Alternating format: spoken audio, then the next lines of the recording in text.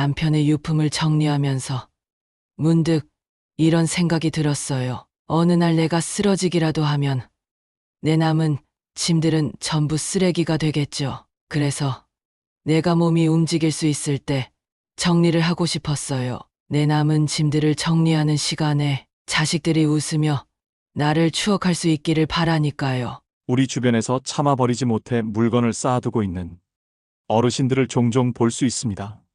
하지만 여러분의 집에 있는 물건들이 생활을 편리하게 해주는 것이 아니라 오히려 여러분의 수명을 단축시키고 있다는 것을 아시나요? 저는 10년 경력의 유품 정리사 김병인입니다. 오늘은 왜 나이가 들수록 정리하면서 살아야 하는지 그 이유와 구체적인 방법을 알려드리려 합니다. 본론으로 들어가기 전에 구독과 좋아요는 무료입니다. 오른쪽 아래 빨간 구독 버튼과 좋아요를 눌러주세요. 알림 설정도 해두시면 앞으로 더 쉽게 도움이 되는 정보를 받아보실 수 있습니다.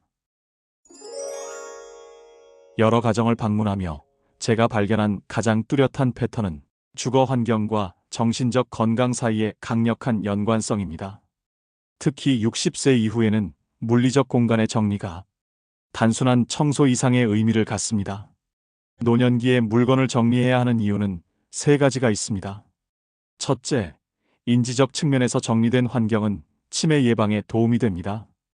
연구에 따르면 복잡한 환경에 지속적으로 노출되면 스트레스 호르몬인 코르티솔 수치가 상승하고 이는 장기적으로 인지 기능 저하와 연관됩니다.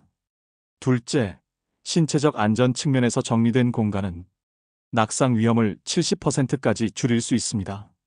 노년기 낙상은 심각한 건강 문제로 이어질 수 있기 때문에 이는 매우 중요합니다. 셋째, 정서적 측면에서 불필요한 물건을 정리하는 과정은 과거에서 현재로 관심을 옮기고 미래를 위한 마음의 여유를 만드는 심리적 여정입니다. 여러분이 집에 보관하고 있는 모든 물건은 단순한 물체가 아닙니다. 그것들은 관리가 필요하다는 책임감이나 조금씩 여러분의 에너지를 빼앗아가는 존재입니다. 나이가 들수록 우리의 에너지는 제한적이 됩니다. 그렇다면 그 소중한 에너지를 어디에 쓰시겠습니까? 오래된 물건을 관리하는 데 쓰시겠습니까? 아니면 지금 이 순간을 더 풍요롭게 사는 데 쓰시겠습니까? 물건이 많은 집에 사는 어르신들은 우울증 위험이 73%더 높습니다. 제가 방문했던 78세 이영숙 할머니는 처음에는 제 제안을 거부하셨어요. 처음엔 필요할 것 같아 못 버리다가 어느 날부터는 쓸만한데 버려져 있다고 생각되는 물건들을 주워 오셔서 이젠 현관문을 열기도 힘든 상황이 되어 있었습니다. 이게 다 내겐 소중한 건데 뭘 버려야 할까요? 하지만 딱 7가지 물건만 정리한 후 큰 변화가 일어났습니다. 쌓여있던 박스와 책을 정리하고 10년간 먹던 기관지약을 줄였어요. 의사 선생님이 놀라시더라고요. 이 7가지만 정리해도 삶이 완전히 달라집니다. 이것들을 모르고 계속 갖고 있다면 여러분은 매일 보이지 않는 독을 마시는 것과 같습니다. 더 가슴 아픈 사실은 이 짐을 결국 가족들에게 떠넘기게 된다는 사실입니다. 집에 물건이 많으면 많을수록 남은 인생의 행복은 줄어듭니다. 60세 이후의 삶은 새로운 인생의 전환점입니다. 남은 인생을 어떻게 보낼지 결정해야 하는 중요한 시기죠. 많은 분들이 돈을 우선순위에 두지만 실상 행복한 노후를 위해 더 필요한 것은 비움입니다. 물건을 줄이는 것은 단순히 정리가 아니라 새로운 삶을 맞이하는 과정입니다. 저는 유품 정리사로 일하고 있습니다. 유품 정리사가 정확히 무슨 일을 하나요? 간단히 말하자면 돌아가신 분들의 물건을 정리하는 일입니다. 그리고 더불어 거동이 불편하거나 가족이 돌볼 수 없는 분들을 방문하여 돕고 있습니다. 제가 하는 일은 단순한 청소가 아닙니다. 물건 하나하나에는 삶의 흔적과 이야기가 담겨 있습니다. 가족들이 쉽게 버리지 못하는 물건, 감정적으로 힘들어하는 유품들을 정리하는 것도 저의 일입니다. 제가 이 일을 시작하게 된 계기는 특별한 경험 때문이었습니다. 어느 날 유품 정리사가 된 친구의 일을 돕게 되었습니다. 친구가 담당한 한 가정은 어머니가 돌아가신 후 자녀들이 남겨진 물건을 정리하지 못해 몇 년째 방치하고 있었습니다. 수북이 쌓인 물건들 사이에서 자녀들은 쉽게 손을 대지 못했습니다. 이걸 어디서부터 어떻게 정리해야 할지 모르겠어요. 전부 그냥 버릴 수는 없죠. 엄마의 흔적인데요. 그들의 혼란스러움과 슬픔을 보며 저는 깨달았습니다. 우리가 생전에 정리하지 않으면 남겨진 가족들에게는 엄청난 부담이 된다는 것을요. 유품 정리를 하면서 저는 단순히 물건을 버리는 것이 아니라 기억을 정리하는 과정임을 알게 되었습니다.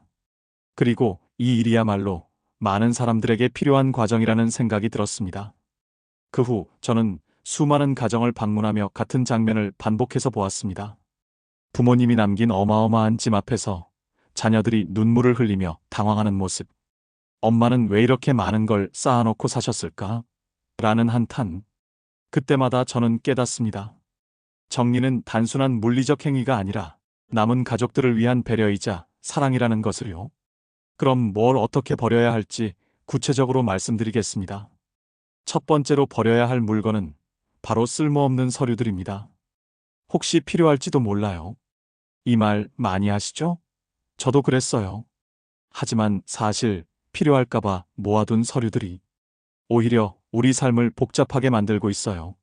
제가 방문했던 김영수 어르신 67세는 30년치 영수증과 통장 내역, 오래된 보험 서류까지 모두 보관하고 계셨어요. 정말 중요한 서류를 찾아야 할 때 김 어르신은 산더미 같은 서류 속에서 이틀을 헤매셨지만 결국 찾지 못했죠. 여러분, 서류는 이렇게 정리하세요. 꼭 필요한 서류만 골라서 한 파일에 넣고 침대 옆 서랍이나 쉽게 찾을 수 있는 곳에 보관하세요. 건강보험증, 부동산 관련 서류, 보험증서, 최근 2년 이내에 중요한 영수증만 남기세요. 나머지는 과감히 버려도 됩니다. 버리는 것이 끝이 아니라 새로운 시작이에요. 이 말을 기억해 주세요. 두 번째로 버려야 할 물건은 언젠가 입을 옷들입니다. 여러분, 옷장을 열어보세요. 얼마나 많은 옷이 언젠가 입을 거야라는 이유로 걸려 있나요?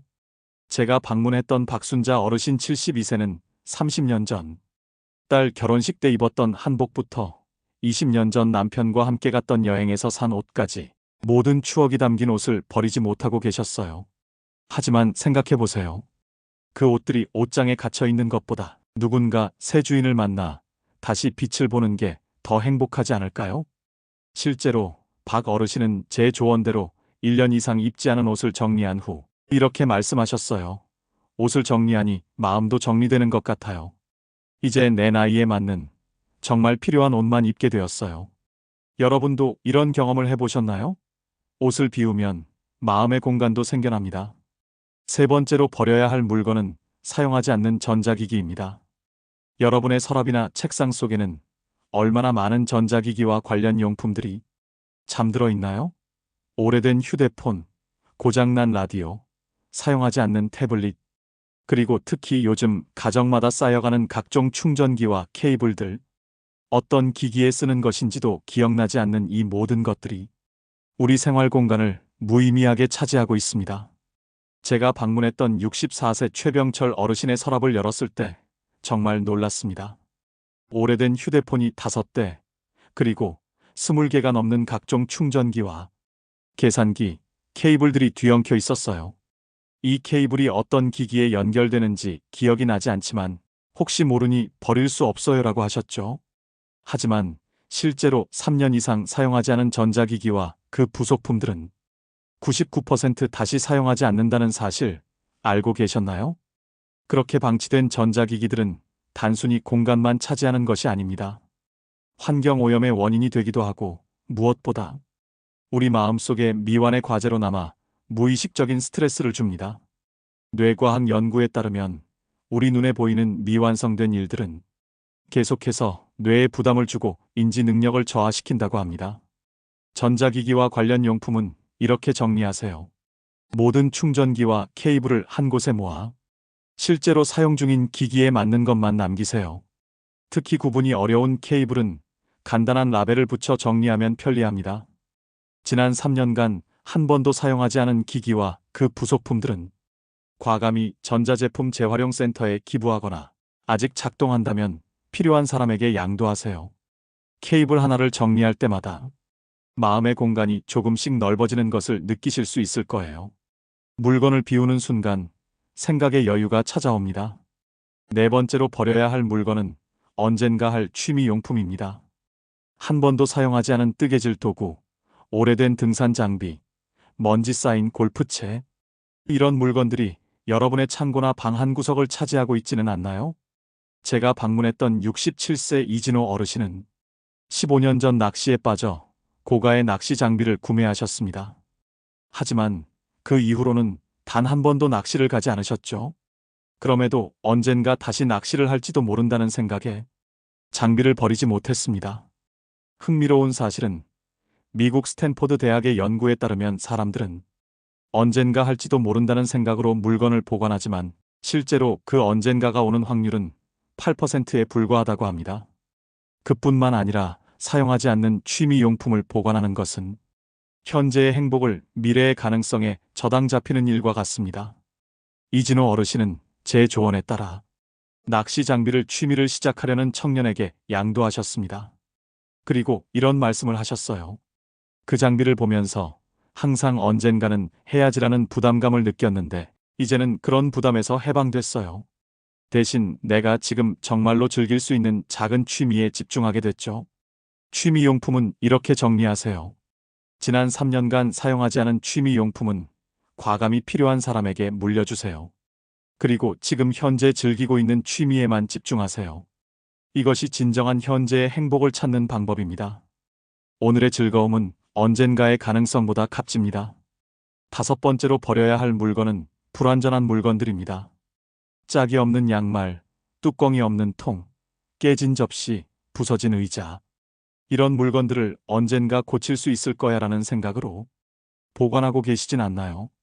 제가 방문했던 73세 이봉남 어르신의 집에는 깨진 화병, 다리가 하나 짧은 의자, 색바랜 커튼, 짝이 없는 양말 등이 가득했습니다. 아직 쓸만한 부분이 있어서요 라고 말씀하셨지만 실제로는 이런 불완전한 물건들이 어르신의 삶의 질을 저하시키고 있었습니다. 심리학자들은 우리 주변의 불완전한 물건들이 무의식적으로 미완성된 과제라는 심리적 부담을 준다고 설명합니다. 우리의 뇌는 이런 물건들을 볼 때마다 이것을 고쳐야 해라는 신호를 보내고 이는 지속적인 스트레스 요인이 됩니다. 이봉남 어르신은 불완전한 물건들을 과감히 정리한 후 이런 말씀을 하셨어요. 매일 보던 깨진 컵이 사라지니 마음이 한결 가벼워요. 몰랐는데 그 컵을 볼 때마다 마음 한 구석이 불편했나 봐요. 불완전한 물건들은 이렇게 정리하세요. 고칠 의향이 없거나 고친다 해도 원래의 기능을 완전히 회복할 수 없는 물건은 과감히 버리세요. 그리고 꼭 필요한 물건이라면 바로 수리하거나 새 것으로 교체하세요. 어중간한 상태로 두지 마세요. 불완전함에서 벗어날 때 비로소 안정감을 느낄 수 있습니다. 여섯 번째로 버려야 할 물건은 언젠가 사용할 물건들입니다. 자녀들이 방문할 때 쓸 침구류, 특별한 손님을 위한 그릇, 사이즈가 맞지 않는 옷. 이런 물건들을 언젠가 필요할 거야라는 이유로 보관하고 계시진 않나요? 제가 방문했던 72세 김정숙 어르신은 자녀들이 1년에 한두 번 올 때를 대비해 손님용 이불을 5세트나 보관하고 있었습니다. 하지만 실제로 자녀들이 방문했을 때는 당일날 가버리거나 새로 마련한 침구를 사용했죠. 결국 그 이불들은 10년 넘게 한 번도 사용되지 않은 채 공간만 차지하고 있었습니다. 이런 언젠가 사용할 물건의 문제점은 그것이 현재 우리의 공간과 자원을 차지하면서 불확실한 미래를 위해 현재의 삶의 질을 저하시킨다는 점입니다. 더 현명한 접근법은 지금 필요한 것에 집중하고 정말 필요한 상황이 오면 그때 해결책을 찾는 것입니다. 김정숙 어르신은 손님용 이불을 한 세트만 남기고 모두 기부했습니다. 결과적으로 공간이 넓어졌고 그녀는 이렇게 말했습니다. 이렇게 공간이 생기니 마음의 여유도 생기네요. 자녀들이 오면 함께 시간을 보내는 것이 중요하지. 이불이 많고 적음이 중요한 게 아니더라고요. 언젠가 사용할 물건은 이렇게 정리하세요. 지난 1년간 사용하지 않은 물건 중에서 정말 필요한 최소한의 것만 남기고 나머지는 과감히 기부하거나 나눠주세요. 미래의 가능성보다 현재의 확실한 행복을 선택하는 것이 중요합니다. 불필요한 물건을 비우는 것은 새로운 가능성을 위한 공간을 마련하는 일입니다. 7번째로 버려야 할 물건은 비싸게 주고 산 물건들입니다. 아깝다는 이유로 사용하지 않는 명품 가방, 비싼 주방기구, 고가의 옷 등을 보관하고 계시진 않나요? 제가 방문했던 65세 박미선 어르신은 젊었을 때 구매했던 명품 가방들을 20년간 보관하고 계셨습니다. 비싸게 주고 샀으니 버릴 수 없어요 라고 하셨지만 사실 무거운 가방은 이제 들고 다니기 어려웠고 유행도 지나서 결국 한 번도 사용하지 않고 있었습니다. 여기서 우리가 직면하는 심리적 오류는 매몰 비용 오류입니다. 이미 지출한, 즉 돌이킬 수 없는 비용 때문에 합리적이지 않은 결정을 내리는 것이죠. 하지만 실제로 물건을 사는 순간 그 돈은 이미 지출되었고 사용하지 않고 보관한다고 해서 그 가치가 돌아오지 않습니다. 박미선 어르신은 결국 명품 가방들을 중고거래 사이트에 판매하고 현재 라이프 스타일에 맞는 가볍고 실용적인 가방 2개만 남겼습니다. 그리고 이렇게 말씀하셨죠. 이 가방들을 보면서 20년간 느껴온 부담감에서 해방된 것 같아요. 그리고 판매한 돈으로 손녀에게 선물을 해줄 수 있어서 더 행복해졌어요. 비싸게 주고 산 물건들은 이렇게 정리하세요. 현재 사용하지 않는 고가의 물건들은 중고거래나 경매를 통해 필요한 사람에게 넘기세요. 그 물건이 사용되지 않고 방치되는 것보다 누군가에게 가치 있게 사용되는 것이 더 의미 있는 일입니다. 그리고 그 과정에서 일부 비용을 회수할 수 있다면 그것은 보너스가 됩니다. 물건의 진정한 가치는 값비싼 가격표가 아니라 얼마나 자주 사용되고 얼마나 행복을 주는가에 있습니다. 이제 이 7가지 물건들을 정리했다면 여러분의 삶에는 어떤 변화가 찾아올까요? 제가 수많은 어르신들을 방문하며 목격한 많은 변화들을 공유하고 싶습니다. 첫째, 정신적 해방감을 느끼게 됩니다. 78세 정영호 어르신은 40년간 모아온 신문과 잡지를 정리한 후 이렇게 말씀하셨습니다. 매일 아침 일어나면 쌓여있는 신문 더미가 나를 짓눌렀어요. 이제는 그 무게에서 벗어나니 마음이 가벼워요. 둘째, 실질적인 건강 개선이 나타납니다. 미국 마이애미 대학의 연구에 따르면 정리된 환경에서 생활하는 노인들은 수면의 질이 향상되고 혈압이 안정되며 우울증 위험이 크게 감소한다고 합니다.